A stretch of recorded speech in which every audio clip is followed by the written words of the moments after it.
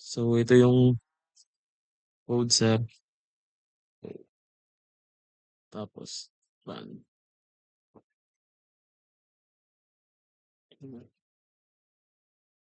Ayan, sir. Add ka pangalan. Gerald.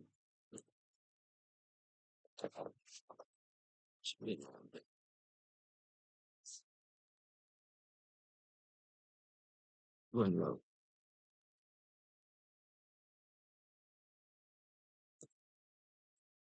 Okay. And, Malulong. Address. Or, tapos, add. Okay. Tapos, punta ka sa access. Double click.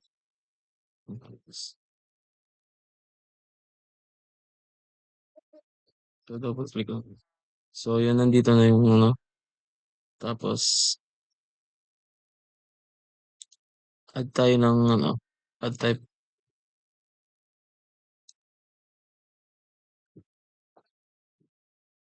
So, yun. Pangalan mo. Add tayo ulit ng isa.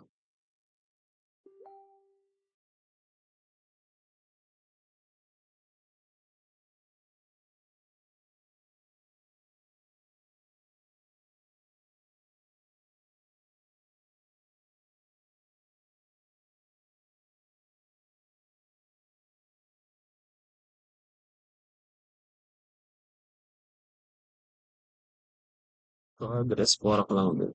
Porak. Tapos, add. So, ayun. Tapos, click mo lang to. Tapos, delete. So, yun na-delete. Tapos, click mo lang to. Tapos, try natin palitan dito. Gawin natin Gerald Daniel Brillante.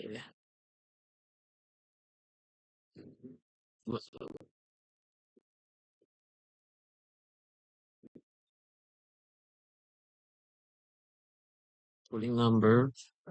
Ulitin lang yan, 111. Tapos contact number. Sarang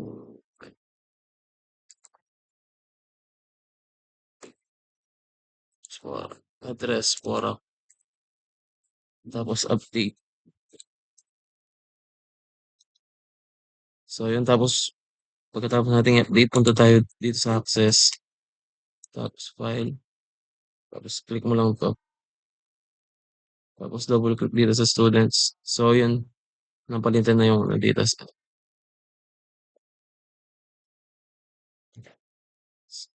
So, yun lang po, sir.